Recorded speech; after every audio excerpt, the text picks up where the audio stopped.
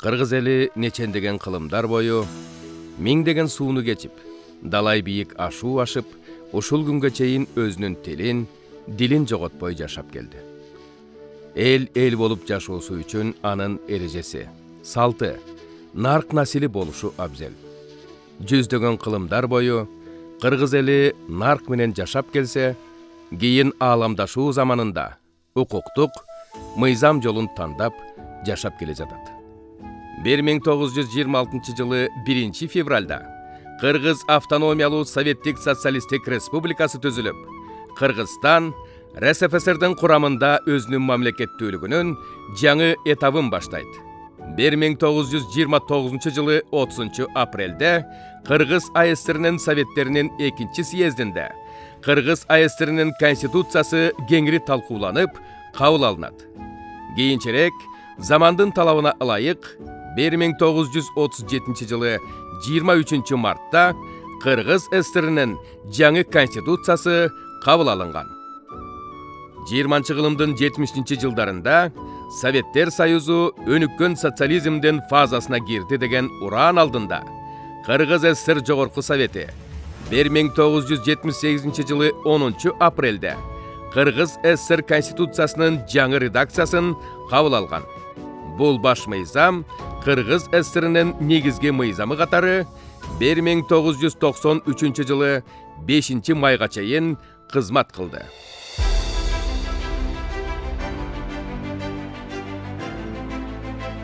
1990 жылдын 15 декабрында кейін Кыргыз тарыхына легендарлуу парламент деп кирген парламент тарихи бир чечим кабыл алды. Бул чечимдин аты Кыргыз Республикасынын суверендүүлүгү жөнүндө деген декларация кабыл алынды. Мына ошол декларацияда эгемендүү суверендүүлүккө кадам жасап жаткан мамлекетибиз өзүнүн символдорун иштеп чыгышы керек. Бул символдору деген желек, герб, гимн, улуттук валюта жана башкалар. Жана ошондой эле суверендүү мамлекет өзүнүн жаңы конституциясын иштеп чыгышы керек деген чечим кабыл алынган. Шилтеш керек эгемендүү мамлекет болуп деп. Комиссиянын мүчөлөрү бардыгы жерлерге барып, депутаттар дагы анан элдин пикирин угуш керек болуп атат. Өздөрүнүн шайлоочулары менен жолугушуп, комиссия өзүнчө иштеп атса, сунуштарды юротдел бар эле жогорку кеңеште. Ошол юротделде сортточубуз. 92 жылы июндун башында жумушчу топ түзүлдү. Профессор Леонид Исидорович Левитин, президенттин кеңешчиси, ага мүчө болуп, юстиция министринин биринчи орун басары Касаков Серикул Касакович кирди. Управлениянын начальниги Мукар Шалтакович Чолпонбаев кирди. Президенттин аппаратынын юридикалык бөлүмүнүн башчысы Нарымбаев Данияр Илич кирди. И мен 5 киши. Кайсы өрөндөн кандай маселелер боюнча сунуштар болуп атат. Ушул бир топ кагаз жүзүндө келгенде ооз-экиде айтылып атты. Ошолордун баардыгын иреттеп, анан комиссияга киргизип, комиссия дагы аны карап, андан тышкары сыртта сессия чогулган сайын эле биз демократпыз, анан демократия керек деген топтор болуп атты. Бул комиссияны иштеп чыгууга келгенде биз дүйнөлүк практиканы өзгөчө батыш өлкөлөрүнүн конституциялык түзүлүшү боюнча, конституциялары боюнча терең изилдөөлөр жүргүзүп, ошонун ичинен кайсынысы бизге туура келиши мүмкүн, кайсынысын биз өзүбүздүн өзгөчөлүгүбүз, мамлекетибиздин, элибиздин менталитеттин өзгөчөлүгүнө жараша ошолордон адаптация кыла турган жактары барбы, жокпу деген ой пикирлер дагы каралды. Биз июнда долбоорду даярдап бүтүп келгенден кийин Аскар Акаевич экспертизаны өткөрдү да Сергей Сергеевич Алексеевичти чакырып, ал өзүнүн командасы менен келип, биздин долбоорду анализ кылып беришкен, макташкан. 6 ай ошол комиссия концепцияны алып келип, жогорку кеңештин талкуусуна койгондон кийин, ошол талкууда биз конституцияны мынандай багытта иштеп чыгышыбыз керек деп ой пикирге келгенден кийин, элдик талкууга чыккандан кийин, анан конституция жазыла баштады. 1993 жылы 5 майда кабыл алынган баш мыйзам чындыгында бул баягы биз европалык тажрыйбадан алганбыз да. Açык айтканда биз болсок Француз 5-чи Француздардын Республикасынын 1958-жылы кабыл алынган баш мыйзамын негиз кылып алганбыз. Ушул жумушчу топ июндун башында тиги Чолпон шаарында президенттин резиденциясында жумушту баштадык. Ал топтун эң жаш мүчөсү мен болчумун, 31 жашта элем. Конституциянын долбоорун кол менен жаздык. Леонид Исидорович Левитин мындай сунуш киргизди. Ар бир өңөр кагазга мамлекеттин атын жазгыла деп. Ошондо мен мамлекеттин атына Кыргызская республика деген атты сунуштадым. Чоң дискуссия болду и профессор Левитин жумушчу топтун жетекчиси катары макул болду. Скобкага кыскача Кыргызстан деп жазалы деп. Ошондо биринчи статьяны биз баштадык. Конституция Кыргызской республики. В скобках Кыргызстан депчи. Мамлекеттик бийлик тең салмактуу 3 утакка бөлүнүшү керек деп аныктады. Аткаруу бийлиги, мыйзам чыгаруу бийлиги, анан кийин сот бийлиги деп.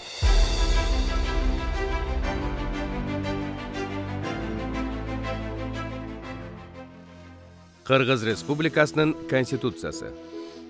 Биз Кыргыз Республикасынын эли өз тагдырыбызды өз алдынча чечүү укугун тутуп, укук үстөмдүүлүгүн, адилеттүүлүктү жана тең укуктуулукту камсыз кылуу максатында чыныгы элдик бийликтин негиздерин бекемдеп, ата бабабыздын наркын, салтын сактап, Айкөл Манастын осуяттарына таянып, биримдикте, тынчтыкта жана ынтымакта, табият менен таттуу мамиледе жашоону улап, Кыргыз Республикасынын элинин укуктарын жана кызыкчылыктарын коргоп, мамлекеттүүлүктү сактоо жана чыңдоо үчүн майтарылбас эркти көрсөтүп, адамдын жана жарандын укуктарын жана эркиндиктерин коргоого жана урматтоого умтулууну ырастап, жалпы адамзаттык принциптерди жана баалуулуктарды таанып, социалдык адилеттикке, экономикалык бакубатчылыкка, билимге, илимге жана руханий өнүгүүгө умтулуп, элдин эркиндиги үчүн курман болгон баатырларды эсте сактап, азыркы жана келечек муундардын алдында мекен үчүн жоопкерчиликти түшүнүп, ушул Конституцияны кабыл алабыз. Бул Конституцияны кабыл алаарда биз 2 жолу элдик талкууга чыгардык. Ошол жыйындарга миллиондон ашык киши катышып, 100 миңге жакын киши талкууга катышкан. 10 миңге жакын ар түркүм сунуш пикирлер айтылган болчу. Өтө кыйынчылык менен өттү биздин Конституция. Кээ бир моменттерде мындай ой пайда болчу да, что бул Конституция кабыл алынбай калышы мүмкүн деген ойлор да болуп атты. Мына ошол көз карандысыз суверендүү демократиялык өлкө өзүнүн биринчи конституциясын 5 май 1993-жылы кабыл алды.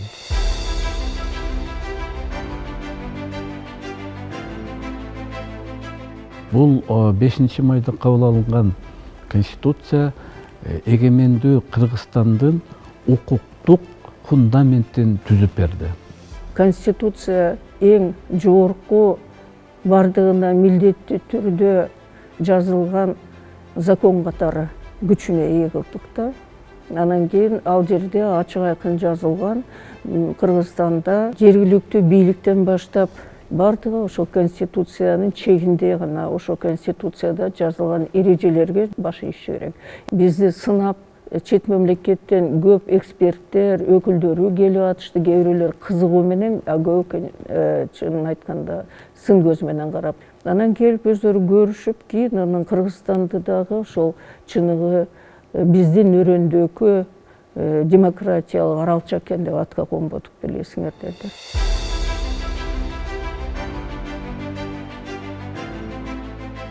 Сенейген советтик режимден акырын тарыхтын барагын эч чуу чатагы жок оодарып, анан кийин демократиялык нукка салып атат да.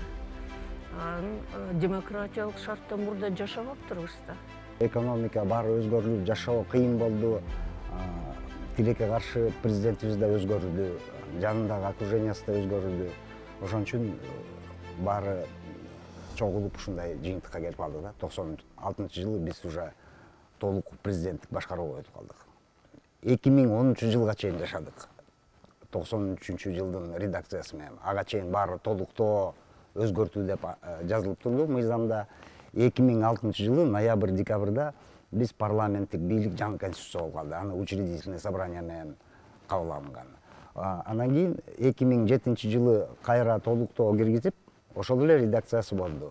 Анан 2013 жылы президенттик башкаруу формасы болбойт экен, президенттин айрым укуктары аябай кенен болсо элди карабай калат экен деп, ошентип туруп жаңы конституция кабыл алып, парламенттик башкарууга өткөнбүз. Анан 10 жыл өтпөй эле кайра эле ошол сөздөр айтылып калды. Эми парламенттик башкаруу болбойт экен, кайра эле президенттик башкарууга киришибиз керек. Эмне үчүн дегенде бир киши жооптуу болуш керек деп.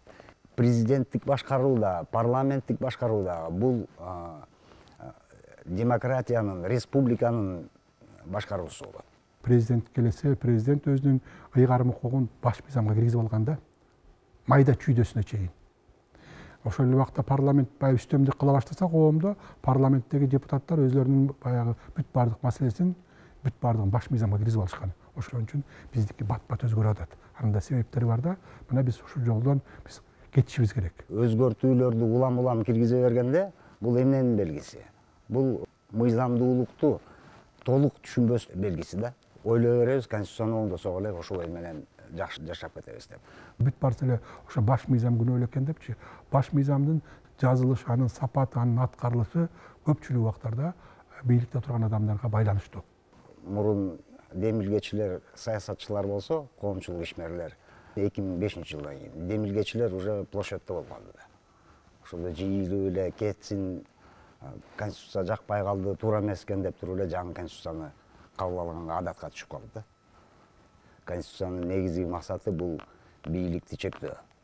Бийликтин кризиси болгондо, саясаттын кризиси болгондо биздин коомчулук ишмерлер, саясатчылар мыйзамдуулукту сакташыбыз керек, конституцияны коргойбуз деп айтыш керек. Ошондо конституция туруктуу болот. Бул эми Куран эле өзгөрбөйт экен. Калганын баары агымга жараша, жашоо турмушка жараша өзгөрүп турат. Конституциядагы ошого ылайык суроо талаптарга, мезгилге жараша өзгөрүп турган. Мен ойлоп атам, бүгүнкү күнү оптималдуу түрдөгү, бүгүнкү заманга жараша, бүгүнкү убакытка жараша биз туура моделин тандап алдык. 30 жылдын ичинде бир топ өзгөрүүлөр болду, бирок адам укугун коргогон бөлүк бир да жолу өзгөргөн жок. Эң чоң баалуулуктардын бири бул биздин кыргыз жараны.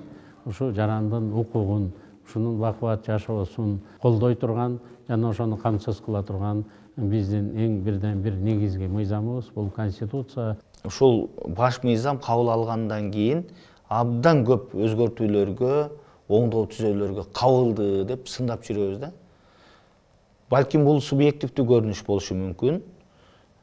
Туура ошондой болуп келатат. Бирок жалпы караганда баш мыйзам бул сөзсүз учурдун, мезгилдин талабына, чакырыктарына жараша өзгөрүп турушу бул мыйзам ченемдүү табигый көрүнүш. 93 жылдан бери бардыгыбызга белгилүү 10 чакты жолу конституциябыз өзгөртүүлөргө дуушар болгон. Бирок бул жерде өзгөчө белгилеп кетиш керек. Ошондон бери бардык баалуулуктар кандай бекитилсе 93 жылы ошолор өзгөртүүсүз келген. Бул өзгөртүүлөр көбүнчөсү ушул мамлекеттик бийликтин бутактарынын ортосундагы мамилеси тууралуу, ыйгарым укуктары тууралуу өзгөрүүлөр болгон.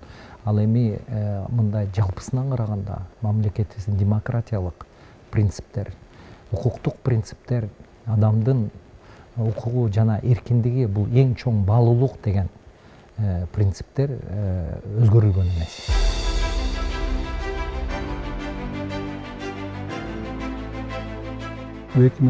Жылдын 10 январындагы референдумда ошо референдумга катышкандардын 80% биз президенттик башкарууну каалайбыз деп өзүнүн оюн билдиришкен. Ошону эсепке алып туруп биз ушунага президенттик башкарууга ылайыкташкан баш мыйзамды биз жазып чыктык. Референдумдун жыйынтыгы менен кабыл алынган конституция биздин президенттин тарабынан 5 май күнү кол коюлган. Бул абдан мындай мааниси чоң окуя. 93-жылы 5 май күнү биринчи конституция кабыл алынган. Ошого баягы мындайча айтканда канчалык мааниси чоң экенин ошонун белгиси. Конституциялык түзүлүштү биз 4 чөйрө боюнча биз бөлүп чыктык.